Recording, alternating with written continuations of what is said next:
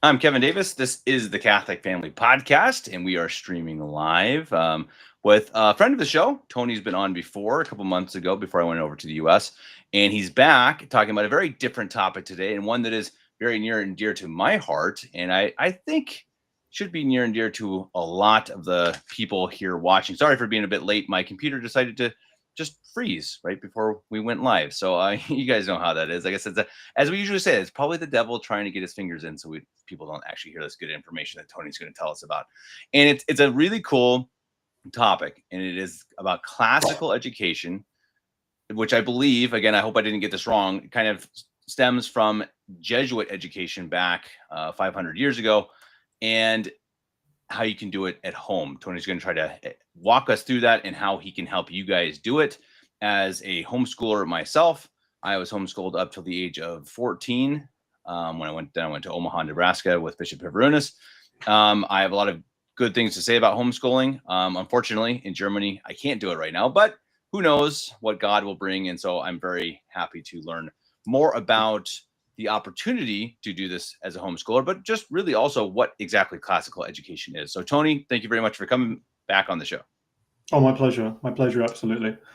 So the first thing I want to mention is that the classical education or idea of a classical education is, I think, ultimately much older than the Jesuits. But we have to understand that, like with all good things, the Catholic Church knows how to find them where it can and then really bring them to fruition, right? St. Aquinas did that with Aristotle, for example. And I think people like the Jesuits took what was already great in classical education and more kind of formalized it and brought it together. Because, well, firstly, what do we even mean by classical education? I must admit, my own expertise in this is limited somewhat to the Trivium itself, which is what we'll talk about. But I know it expands to something as broad as the full classical education includes what's called the Trivium, which are the three kind of main linguistic reasoning arts of grammar, logic, and rhetoric. And it also includes something called the Quadrivium, which is the more kind of numerical spatial arts of number, geometry, music, and cosmology. That's a different topic that I don't deal with yet. But I try to focus on the three kind of language reasoning arts of the Trivium, and they're more about bringing grammar, logic, and rhetoric together to kind of create a holistic model of education. And the idea is that when somebody masters these three in tandem, then they're called the liberal arts, not because of the modern understanding of liberal, but because they free the mind in the sense that you don't then have to learn everything else by rote, right? You don't have to have everything dictated to you through courses in university, so to speak, but you actually then have the freedom of mind to deal with a multitude of topics by yourself, right? Whether that be, English per se, literature, but also history, philosophy, the humanities in general. It unlocks all of that for you all at once because it allows you to be a genuinely independent and holistic thinker. And that seems something to me that seems very different than what modern education has right now, right? It's more like, hey, here's what you're going to learn. You're going to memorize. You're going to learn all these dates, and we're going to tell you this, this, and this, and you're going to come out of school and you're going to write a test. And however well you can remember these things is how you're going to learn. That's how you're going to succeed, I suppose. And I think this is quite different. Absolutely, for two reasons. The first one is because of what you just mentioned, that it has a very mechanized approach to the language in which you become a kind of spreadsheet that holds all the data filled in, and then you regurgitate that data on command. And you'll notice that this is why there's such a lack of critical thinking in the modern day, because you don't really need to think to do that. You just need to regurgitate, right, to bring things out from memory. I'm not against memorization, but that's not true learning and true knowledge, really. It's only potentially one aspect of it. So it's very mechanistic. And the other major problem is that, as you've already mentioned, you do topics as if, oh, I'm in a history exam. So history is over here being history, and theology is over here being theology, and English is over there being English. And the overlap is only accidental, right? Whereas with the Trivium mindset, no, you wouldn't really have the distinction between a philosopher and a historian and a linguist. They would all be one and the same person because they're all one and the same field in a certain sense, right? Mm-hmm. I don't think that someone like Cicero, for example, would have thought of himself as a rhetorician. No, he would have thought himself as just a thinker who happens to be very good at rhetoric. And you can see with people like Aquinas again, for example, where he mostly studied philosophy. There's no doubt that would have been informed by other things like his understanding of history and whatnot, And as we also know in our own learning as adults, there's a certain point at which, if you really want to make sense of things, you have to bring politics in line with religion, in line with history, in line with language, because these things are all informing each other and interacting in a very, very important way, and always have done, really. Interesting. And before we get going farther, everyone in the comment section, please feel free to ask your questions as we get going. If you have questions for Tony, write them now. We can go back and we can answer them later. We'll do kind of a question answer probably at the end. Sure. But if he says something that makes you interested, then you can even write it now. We'll try to go back and find it. We want this to be something that he can kind of, help with your guys' input. So you guys can be my co-host kind of for this show, asking Tony the questions that can help to get as much information out of this as we can. Also, I got to do a real quick pitch. You guys see my traditionalist t-shirt here. I don't always wear t-shirts, but when I do, they're the traditionalist t-shirts. They're made by a friend of mine. This is for our other channel, which is actually doing a live stream tonight, 10 a.m. Eastern time. I'm getting up at 4 a.m. in Germany because I'm an idiot. I don't know why I do these things, but I'm going to do it anyway. But anyway, you can find these shirts. They're really comfortable and they're really cool. They're really traditional.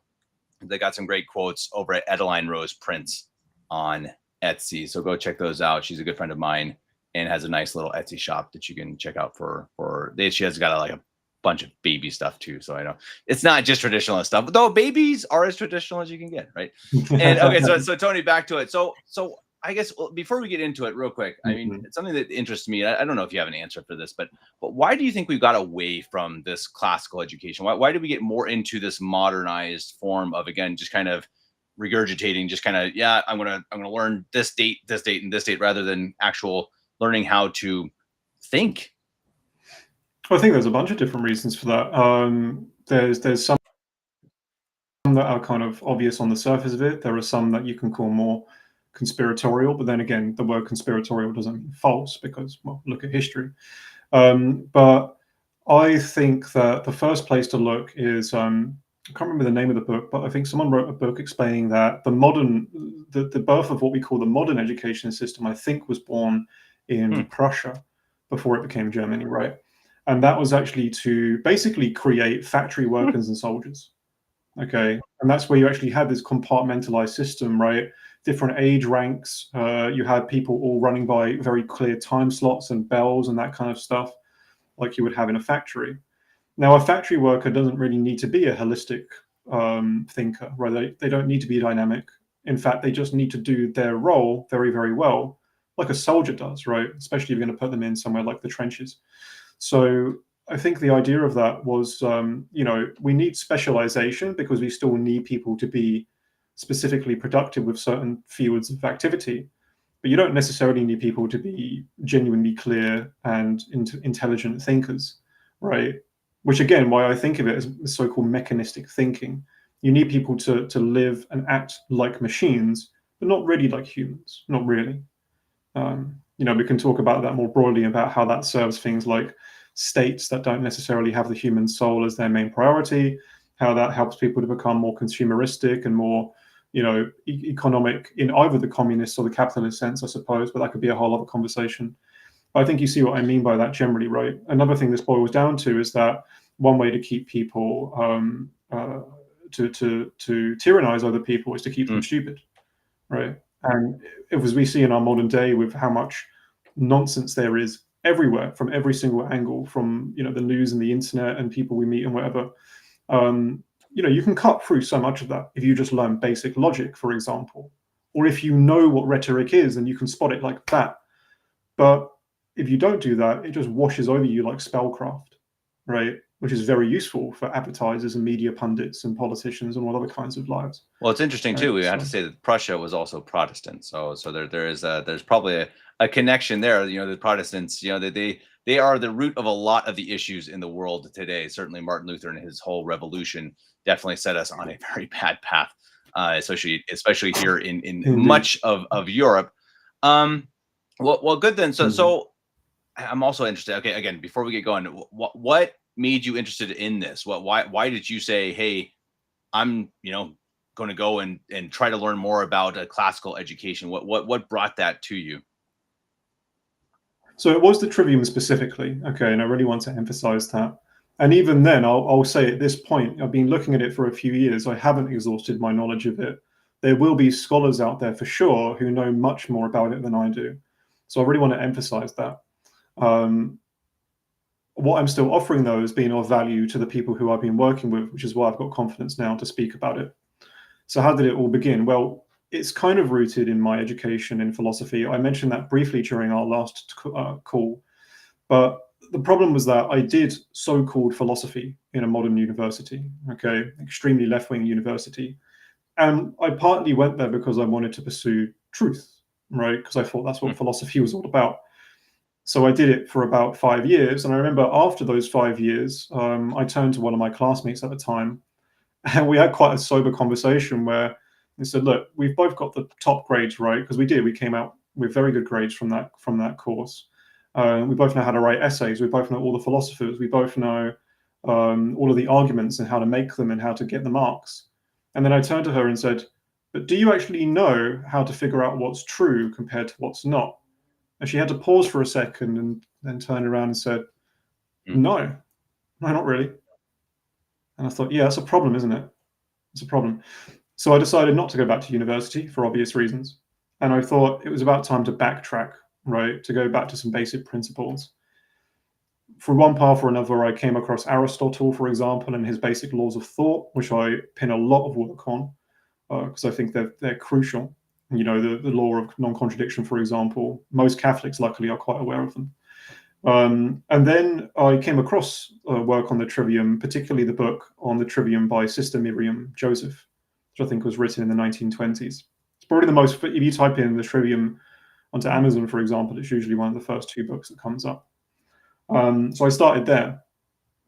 But then I got to a point where I understood the material. I had to sit down and really think about it for a while. But then a request came to me basically, you've understood that material. You now understand what she's getting at with the Trivium here, but could you explain that to somebody else? And I thought, yeah, I could have a go at that. I Interesting. could. Which is then what led to the creation of an online course I've created, one of the few online courses explaining the principles of the Trivium, or the core principles of the Trivium. That went down really well. I've got great feedback from it ever since, and I had more and more people say, look, this is good, we're interested in this. And I thought, yeah, I am too, actually. So I went and bought more and more books that I could find, more and more materials. I looked into it more and more and started to kind of build my understanding and started to teach it in varying capacities, usually like talking to adults about it at that point. But the genesis of the course itself, the Home Trivium course that we're going to talk about, came from speaking to a couple of Catholic friends I have here in the UK, right? I was at dinner one evening with a couple of mothers, and they've got these big families, and they wanted to try and give these Trivium skills of critical thinking to their children. And they basically asked me point blank, can you design a Hmm. course that does that? And so we had to talk about it because I hadn't thought about it before that point, right? So I said, okay, well, how would that work for you guys, right? I don't have kids yet. God willing, I may well do one day, but I don't know what it's like to be a homeschooler. So I had to talk to them about their needs. What do you need? What are your challenges? So we had a few long conversations about it. And in the midst of that, I said, okay, well, we can start running this as an experiment. Okay, we'll try some stuff and let's see if it starts working for the children. And it did. Basically, we started running that, I think, just over a year ago, maybe a little bit more. And ever since we've started running that, I've kind of been in constant conversation with those families to try and make sure that it's according to what they need. And so when you say it's helped them, it's worked. What does that mean? Does it help them in their pursuit of truth? Does it help them in their just basic learning? And I guess how do you judge it working? I suppose because obviously philosophy or truth is not necessarily a something that you can grab. So I mean, how do you base a success off of that? You can demonstrate it linguistically, though, right? I mean, that's the whole reason why we Sure. even have theology as a discipline or philosophy. And we're seeing this with the children. I mean, firstly, I'm getting reports back from the parents saying, we can think more clearly now, because the parents also learn Trivium along with the children. That's kind of how the whole thing is designed. So they kind of get the more advanced level abstract, and then I've designed it in such a way that the children get their own lessons too, but then the learning filters down to both, right? So the laws of thought, for example, right, that the parents will get their lesson, the children will get theirs, but there'll be substantial overlap between the two, so they can have a nice family conversation about it and work together to achieve certain things I've set the family to do, right? There's always tasks involved. Do this, do that. Make an argument. Give me some examples of the laws of thought, right? Make a rhetorical construction in a paragraph or a piece of writing, you know. So the first proof really is the fact that they're achieving these goals. They're doing what I'm asking them to do, amongst some examples of things like spot logical fallacies, right? Give me a list of logical fallacies, name them, tell me what they are, then give me examples of them. And I test all of this to check that everything's being done correctly. And then I got a text from one of the parents a week or so later saying, our boys love this, and they're now challenging all of their friends at school to make their best ad hominems or their best, like, you know, straw man arguments to each other, right? So they've really picked it up. But yeah, basically the proof is in the pudding. And if you go onto the website, there are some examples already of the work the kids have done, even from ages as early as 6, right? Of them doing things like saying why the truth is important, providing logical arguments, right? Creating short stories, which is about blending in things like rhetoric and grammar, right? So that's why it's building our confidence month by month, year by year. It's interesting because I know my mom used to have a spelling book back when we were homeschooling, and it was a spelling book from, I don't know, 1890, something like that. And I think it was a spelling book for 5th graders, something like that. Mm-hmm. And I remember my mom saying at the time that the 5th grader spelling is above college education now. Mm-hmm. This is 130 years ago.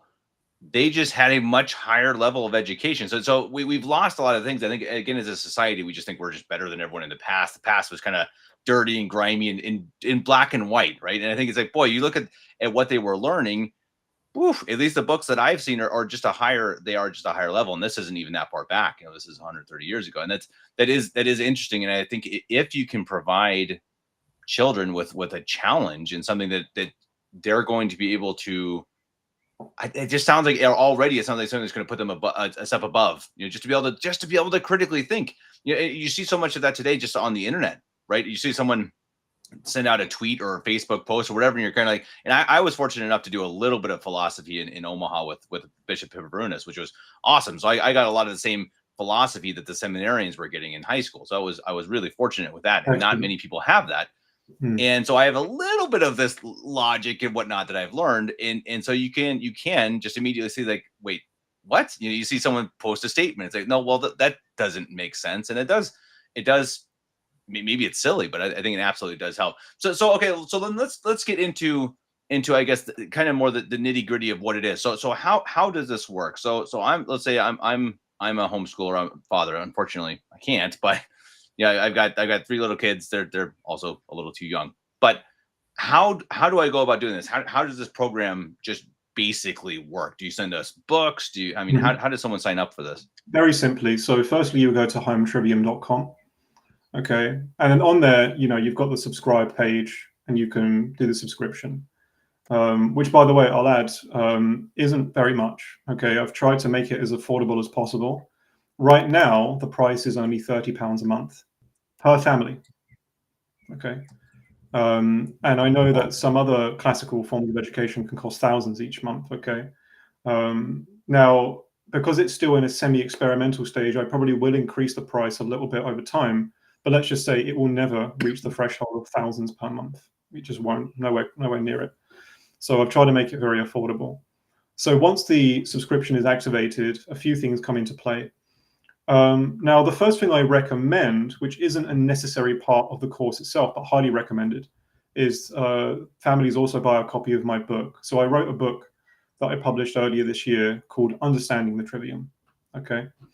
And that was actually written at the request of parents who said, we want to try and understand these concepts alongside what the children are learning.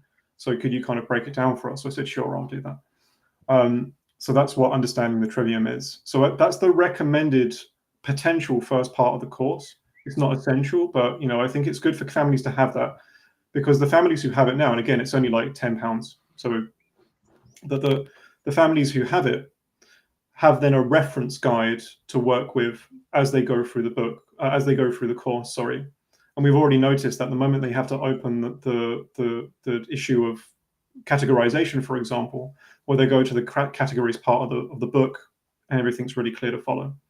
And the other nice thing about the book is once you have that in hand, it gives you a kind of brief overview of what to expect and what the material is like. Okay. But anyway, theoretically, you could still jump into it without even having the book in hand. And I should also mention that the book, even if you do have it, doesn't need to be finished before you start the course. In fact, if you have the book, you can start the course immediately, and you just do one chapter, one lesson at a time in tandem. Okay. So I want to emphasize that too. You don't have to wait until you've read it all. So that's the purpose of the book. Now, the second part of it is something that I've developed recently, which is called the Path of Veritellum. Okay. And the goal of this part, so actually, let me zoom out for a second. The content of the course has three major elements. Okay. It has the book, it has the Path of Veritellum, and then it has the general assignments. All right.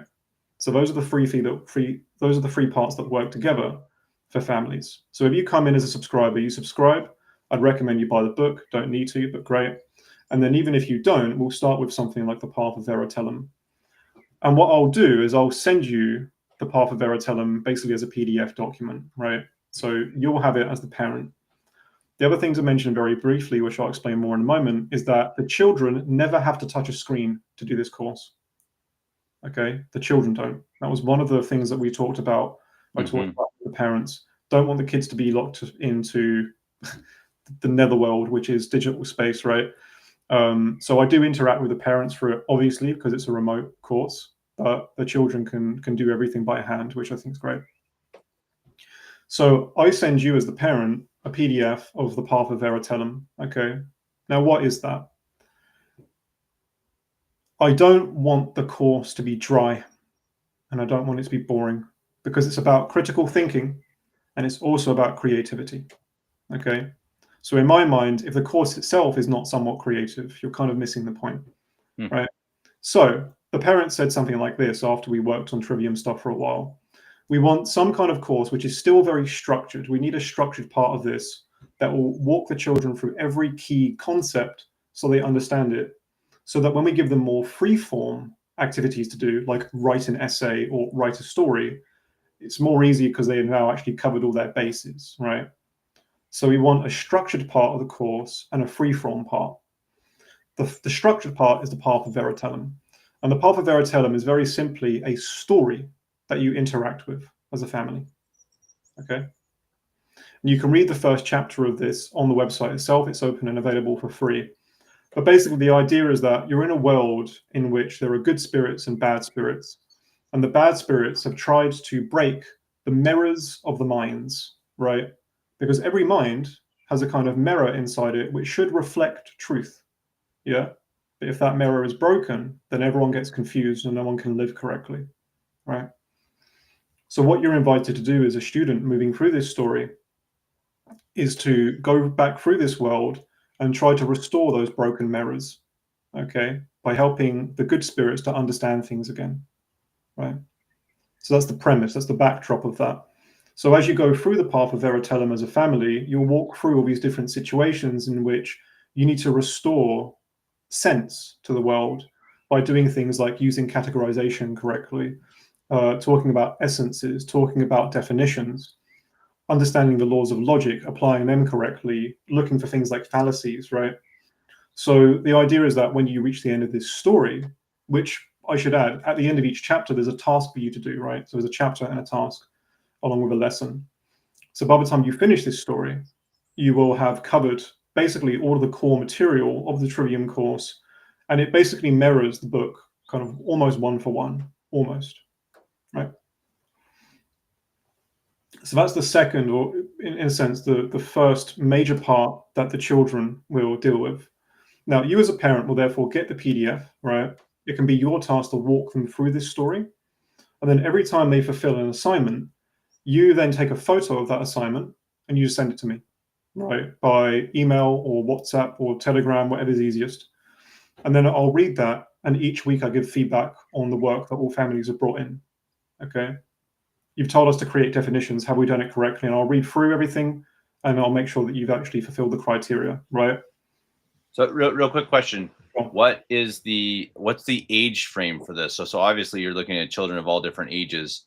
Is it, and so if you have one path or one storyline, can every age do it at the same time? Or I mean, how does that work exactly? We've applied it to ages as young as 6, and it can go up to ages above 15. Okay.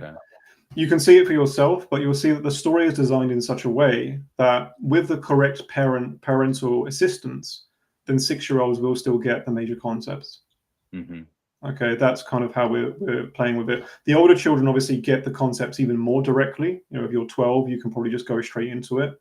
If you're younger, you will need a bit of help, but the families we're working with absolutely know how to do that, right? And to kind of talk, and I can help with that, right? Can we talk this concept down a little bit if he's not, if he or she's not quite getting it? And the answer is yeah, for sure.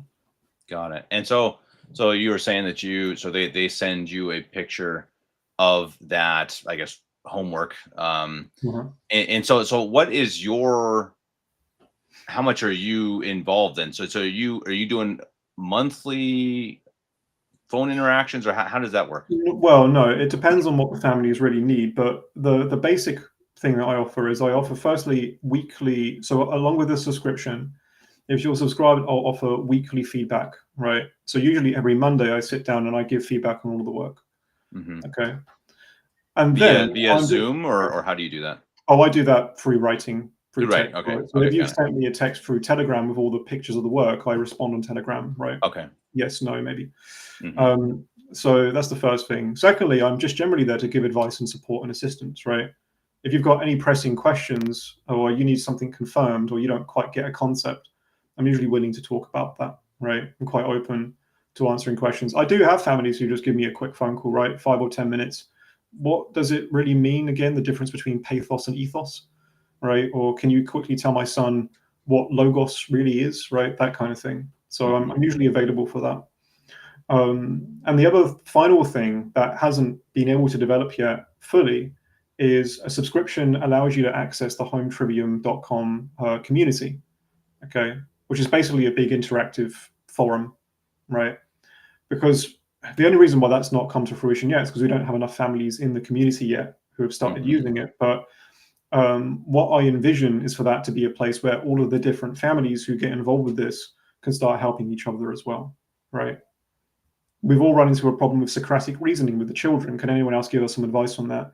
Oh yeah, we ran into a problem with the law of thought and we got confused, but we got over that confusion by doing this. Yeah, and I'm in there too, so I'll answer questions. I'll jump in. Okay, so those are your kind of at least three areas of support you get from this. Got it. And so those are two of the things. I think what was the third? The third was material. General assignments, yeah. So let's think about how this has progressed already for the family, right? You've got the book. The book tells you what the situation is overall. And as a parent, it kind of anchors your understanding, right? Because you are going to be the main one who gives this information and this learning to the children. So you've got the book. The path of Veritellum then comes in.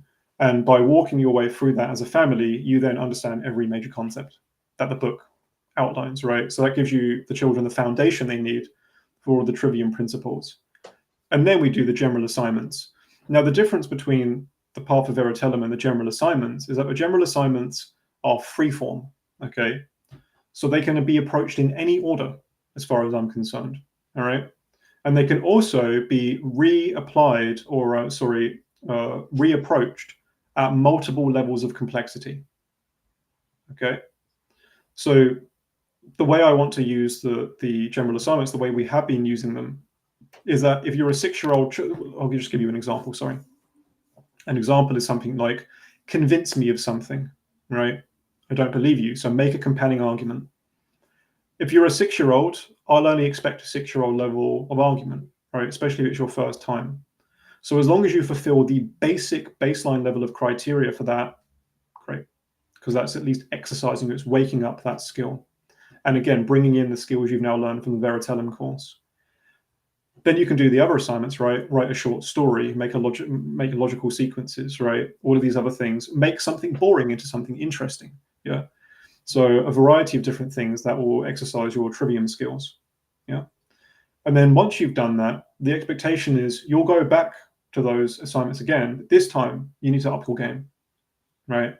Can you make an exceptionally compelling story? Can you make an argument which is deeper and more logically sound, and that is more rigorous? Okay.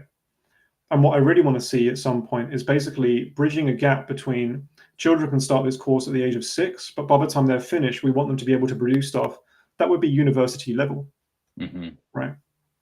Which I don't think is an astronomical goal, actually. No, I don't think university level is all that high, honestly, considering what you see coming out, at least in America, that the university level is pretty sad. Well, that bar is also falling every day. Yeah. So, but in any case, I think that is there for children, right? Or at least by the time they become adolescents, I think the course is equipped to do that. And so what's the time frame for this course? So, I mean, if you're doing this, and as you said, you can repeat it and whatnot, but if they're doing the monthly plan or whatnot, how many are you doing? 6 months out of the year? Are you doing a couple months? It's adaptable. Again, this is why it was designed with these parents in mind. These two families that came to me, they have large families, with 6, 7, 8 kids, and different ages, different obligations, different availabilities of time. Some weeks they're really free, some weeks they're just absolutely swamped. You know how it is, right? And every Catholic family knows how that feels. So one of their main requests was, can we make this flexible? Like, they were worried that if I had a really rigid regime, like you have to finish this within 4 months, because they're spinning so many plates, they thought the whole kitchen was going to crash, So I said, but we'll make it adaptable then. Every family does this course at their own pace. Yeah. I mark the assignments every week, but if it takes you 2, 3, 4 weeks to do an assignment, that's fine. Right? If you do a bunch in 1 week, that's also fine. Obviously, the only caveat is that if your subscription is open, your subscription is open, right? Yeah. So you use that down to your preference, but I'm still there available during the open subscription. If a family knows they just can't use the program for 4 or 5 months, then they can just stop the subscription for 5 months. And I also don't have a problem with that.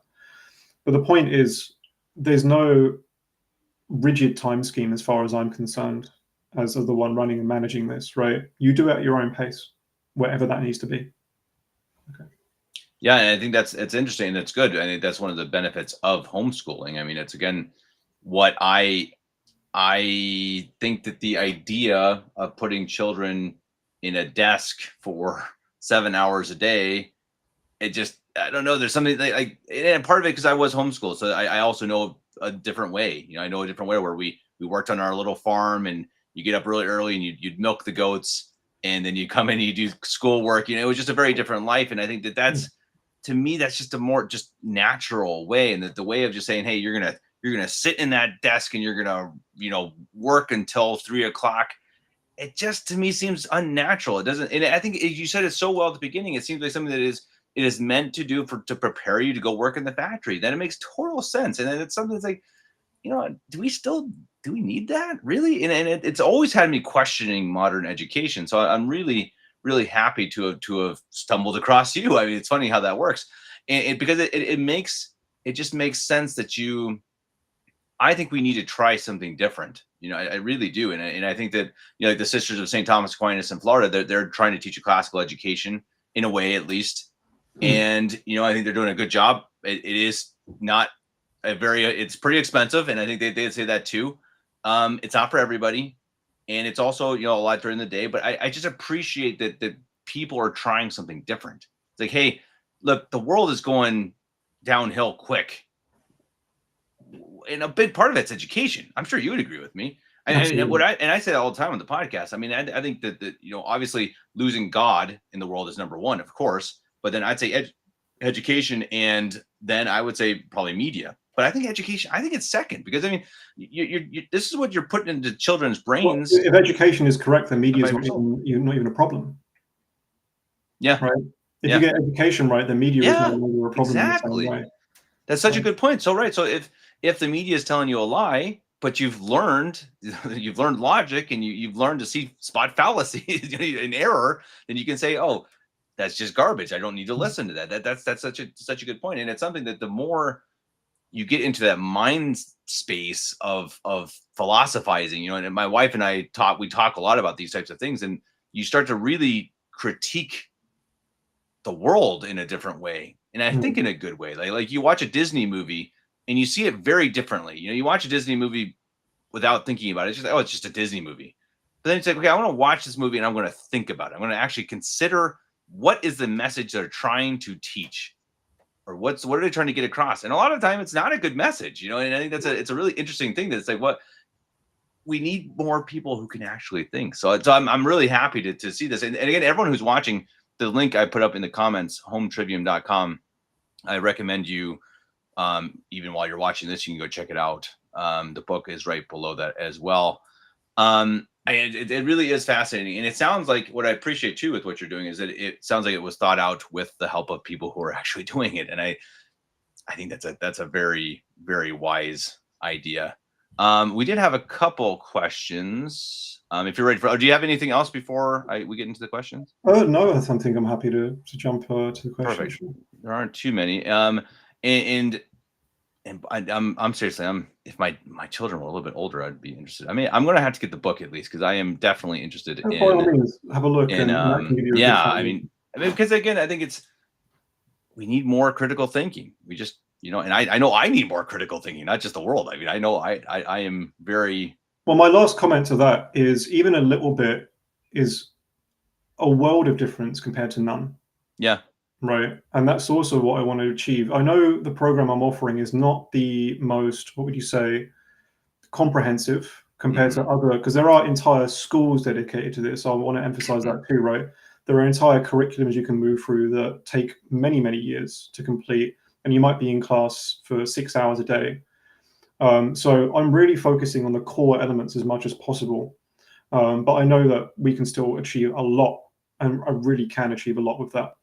But even so, a small amount of this stuff can clear up the mind in invaluable ways, ultimately. I mean, just one thing that I'm always a big proponent of is, again, the laws of thought.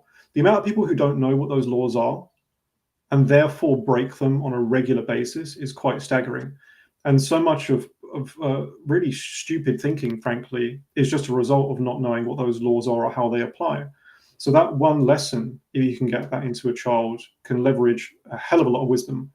Then if you just teach them basics of what rhetoric is, basics of what grammar is supposed to be, then, well, it can make a huge difference. That sounds good. All right, let's see. Julia Rose. How do you educate a child who has a mental delay?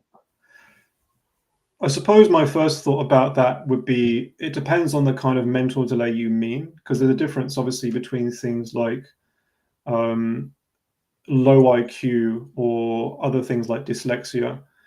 The ultimate answer is that it depends primarily on the exact type of mental delay you speak about, because dyslexia is one thing, low IQ is another. If you have other things like severe autism, that's another thing too. So the only thing I can give for now is a very generic answer, which is twofold.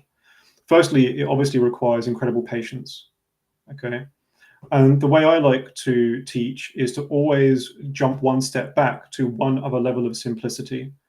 So your ability as a teacher has to improve in the sense that you have to be able to say things with increasing levels of simplicity. Yeah. Don't explain quantum physics as it's quantum physics. Try and explain it as if atoms are a bunch of tennis balls jumping around a court or something.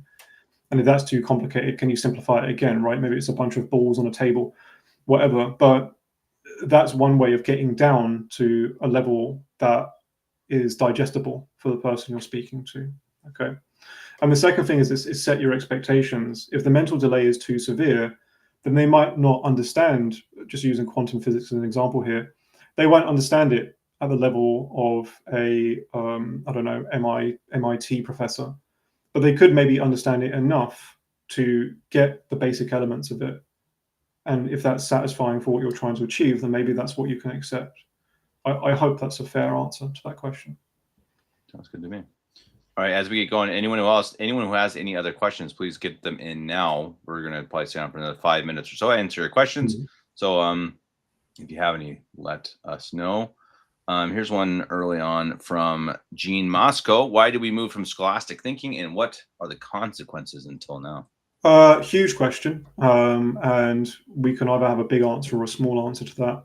I mean, the big answer, part of the big answer is the fact that we've gone much more into kind of Talmudic, Kabbalistic thinking in the modern day. If we get away from scholasticism and more into things like what's now developed, at least in the academy, into things like postmodernism and things like that, then basically we start to unweave the very threads of reason itself. Okay, which is why so much of so-called modern philosophy just doesn't make any sense. It's nonsense, right? And we see the fruits of that with ideologies like communism or transgenderism, or even the very idea that there's a binary where you can either be totally capitalist and think that greed is good, or you're a communist and you want to kill the rich people. You know, that's the kind of madness we get into with this broken, fractured thinking. Scholasticism was brilliant because it anchored theology very soundly in correct philosophy. And basically, it's just about following objective truth through that center. So we combine basic principles of human reason to the reality and nature of God. Anytime you start deviating away from that, you will end up in nonsense of one kind or another. And yeah, modern society is just a great example of that. Well said. Yeah, that is exactly where we're at as a society. You go away from God, you go away from truth, you get a lot of stupidity that follows. All right, here's a good question from Warrior Poet. So is this a course that would go hand in hand with, for instance, a full curriculum for families who are already home educating? Yes, is the simple answer. Because again, it can either be, I know that all the families I work with don't do this and only this, right? It's something that can either be focused on completely for a while, or it can slot in, right? So I know the families I work with, they use this as their main English reasoning part of their course, or the language arts, which is fine. But I know other families who have other elements of English they focus on, and they slot this into it. Well, you know, you have to teach the kids things like maths and science things too, which this doesn't cover in detail. Although I will say that any basic understanding of logic will help your maths and scientific reasoning for sure. So yeah, it's absolutely complementary in that sense, right? And in a sense, it's designed that way. That's why the flexibility is so good. The very fact that it is flexible means that it can work inside other courses as a complement. In fact, I actually have some families I work with who don't even homeschool their kids per se. They found my stuff and they said, well, we're still sending our kids to school, but they just wanted to supplement critical thinking for their children, you know, as a kind of extracurricular thing. So that's how we're working together. I want to mention, by the way, those families aren't Catholic, but it's also worth mentioning that this course also isn't for Catholics only, right? Mm-hmm.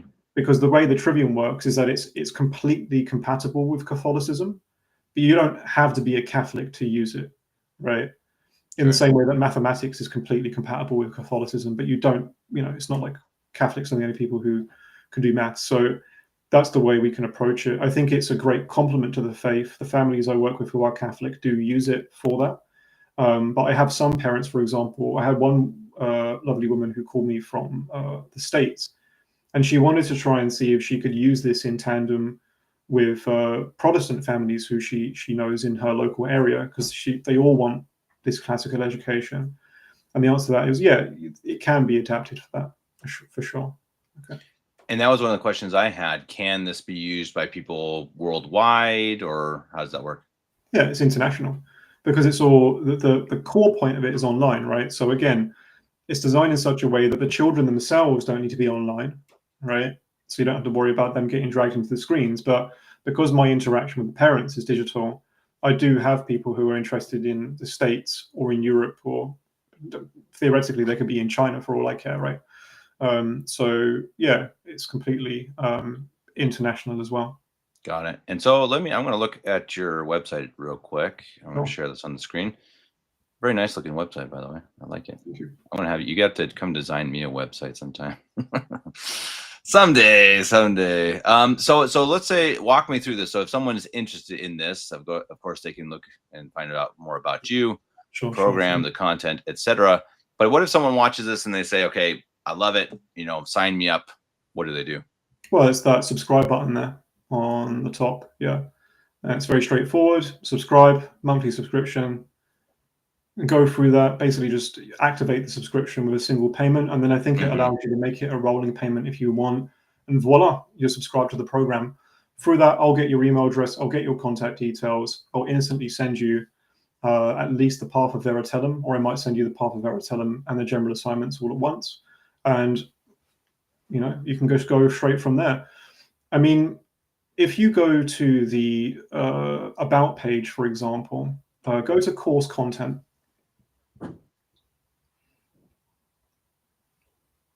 It should scroll you down to content. Oh boy, here goes the There we go. It slides a little bit. Yeah, so click off of that. There we go. There we go. All right. So just scroll down a little bit here until we get to Veritellum itself. So that's the book. I've got the contents page there.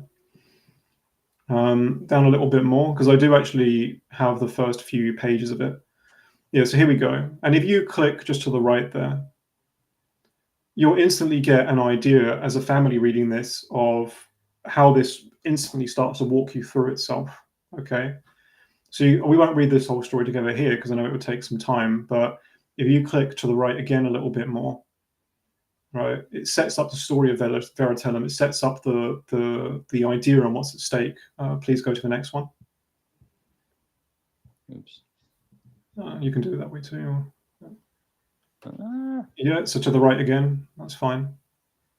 And then from there, again, a little bit more, sorry. Maybe one more. Yeah, here we go. That takes you to your first lesson, right? So through that, you'll go through that story. So that will explain a lot of the background. And then you get your first lesson, which is, in this case, the lesson on categories or categorization. And in that page, you'll see what the idea of categories are. That will explain it to the children. And then you'll get given a task to do as well. Okay. So that's how you can kind of hit the ground running, so to speak, with the course. So if you exit off of that now for a moment, if you can. Yeah, great. So that's what's included. Again, you go to the About page on the website, it will explain everything. But if you're talking about how do I subscribe, you'd click subscribe, you can get started the same day. Pretty quick. And also, my contact details are everywhere on the site. My phone number, my Telegram, my WhatsApp, my email address.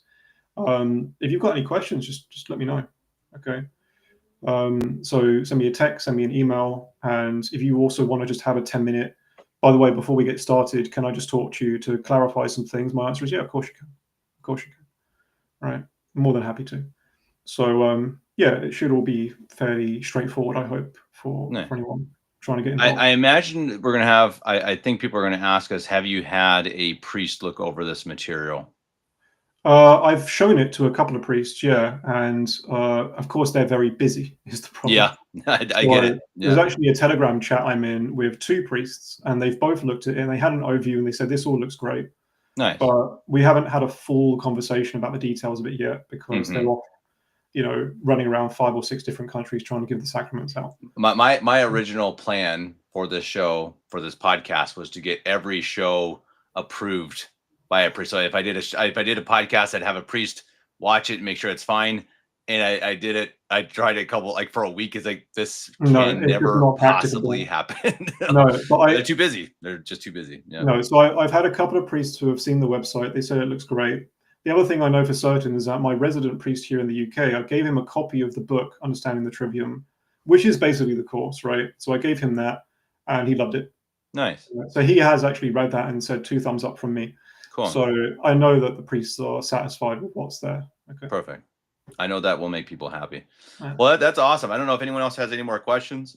I'm seriously intrigued. I mean, very legitimately. I'm going to order the book. Do you have any other ways to order besides Amazon?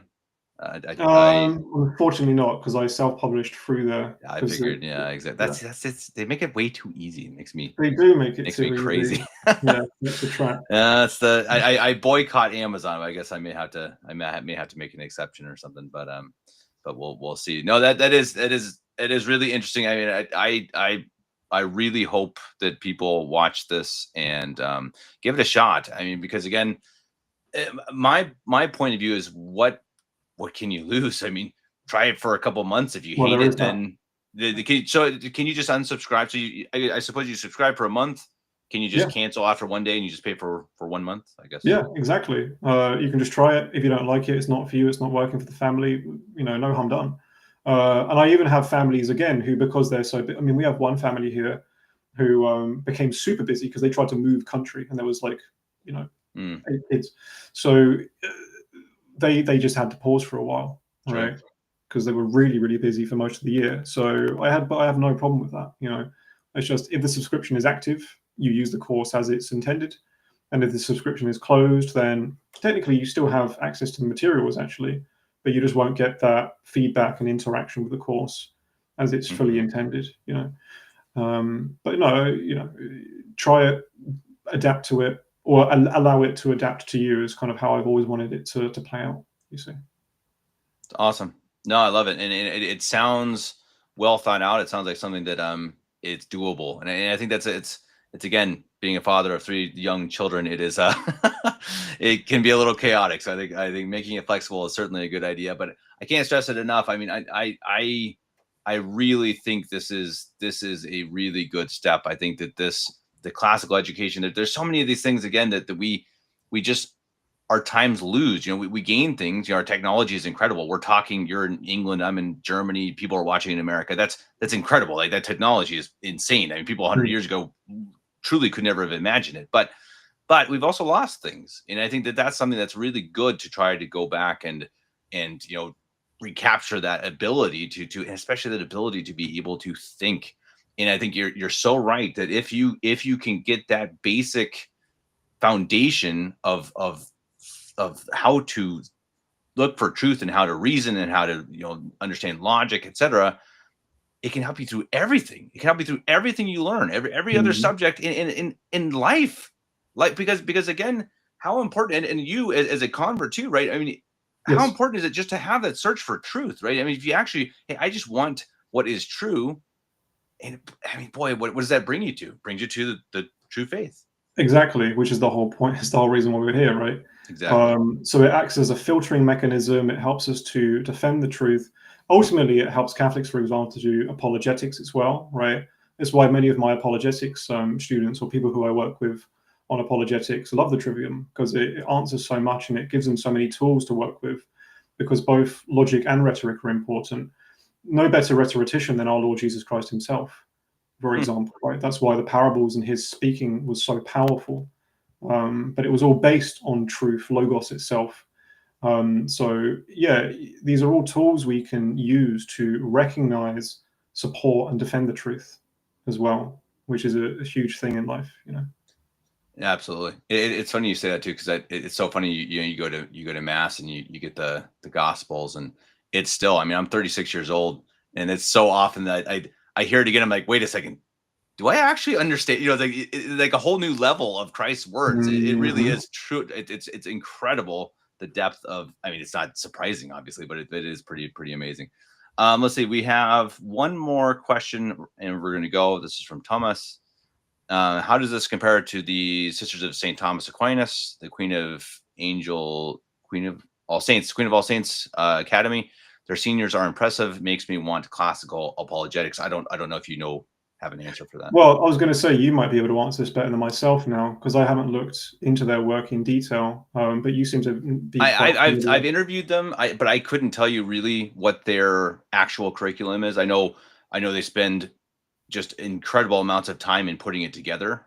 So I think it is very intensive, and they spend a lot of time at school and learning.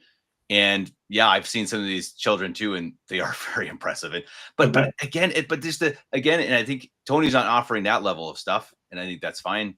But just the basic concepts, I really believe I'm totally with you there. I think that's so incredibly true. To get even just these little tiny steps, I think you're going to see such an improvement in critical thinking and in search for truth. I think the answer to that question, then, from what I understand, because they're not the only classical schooling initiative I've seen, Sure. and there are many academies that do classical education. right? And the main difference between my course and those academies and institutions is a number of differences. Firstly, mine is completely remote, so it is a homeschooling thing, right? It's not something where you have to be on campus for it. Secondly, it's adaptable. It doesn't have a set rigid time frame, although it does have a progression. It has a clear progression, but it's not set. It's flexible to families' needs. And finally, it is more affordable, I'd say, as well. Yeah, there is that. Yeah, for sure. I mean, $30 a month is that's okay, guys. I think, what is that? That's probably what, 5 Starbucks coffees or 4 even these days. I mean, I don't even know how much Starbucks costs these days. Probably one 4. trip to the restaurant. Yeah, exactly. And again, we read. I recorded a couple of years ago now the encyclical Sagis Cogitum from Pope Pius XI, and it's about the raising of children, and he really stresses that it is you have to raise and educate. That is part of the duty given to us by God for our children, is to raise and to educate them. Now, not everyone's going to have the same level of education. Doesn't mean everyone has to go be scientists and doctors, but we need to educate them to a point where they can survive in the world, and of course, first of all, make their way to heaven. Last point. I keep dragging this on, but Thomas says, I wish someone had training for adults. Well, what would you say to that? Is that something that could an adult somehow work this program? Well, firstly, the book itself is great for adults. I've had a bunch of adult readers who don't even do homeschooling, and they found my Understanding the Trivium book to be very useful there. And I also have a recommended reading list at the end of that too. So nice. As an adult, you can self-teach, right, these things. Could they, if someone, I'm just spitballing right now, but I mean, if someone wanted that, could they get the book and then get your feedback if they had questions or something with some sort of random program or something, or sign up for $20? Yeah. I mean, I do actually offer that. It's because the demand isn't so big, and again, because I got this request from families, I didn't really think about Trivium teaching for adults as such, but I do that, by the way. Okay. So as you see on the Home Trivium website, it says part of the TVC Academy, which is my overall teaching website. But on there, I do teaching for adults in multiple capacities. I'm mainly a language teacher, but I also teach things like philosophy and reasoning. So if you came to my academy, for example, and just booked a reasoning session and said, by the way, I want this to be Trivium, I'd say, yeah, of course. Because for me, they're all one and the same thing. I ultimately see this as the art of clear thinking and effective communication, right? And basically all of the work I do intellectually is related to those two in some way. And I find the Trivium being a nice meeting point of that. So yeah, if anyone wanted to go to the TVC Academy and wanted to do a reasoning lesson, then this could be offered underneath that. Again, the book would be a great supplement to that. And finally, I actually offer apologetics lessons as well. Nice. Over that same website? TVC all in the same way. That's called the tvcacademy.com. Yeah. Okay, .com. Okay. TVC. Yeah, and there's a link to that from the Home Trivium website as well. So the tvcacademy.com. The TVC. Yeah, the TVC Academy. The TVC Academy. All right, perfect. Awesome. Well, Tony, it's been very insightful. Awesome. I'm really excited about it. I really hope that that this kicks off. I hope that it goes somewhere. I think it's a really good thing. I think we need to move more towards this. And I hope someone goes into the quadrivium, right? I mean, I think that would be really interesting as well. I mean, maybe it's not going to be you, probably. It's not going to be me. Don't ask me about maths or anything. But if there is anyone who is just a math whiz, or science or whatever, look into it yourselves. And maybe you can team up with Tony and work towards some bigger future. That'd be pretty cool. Because I really do think, again, we have to, this is the time to build, make, do new things.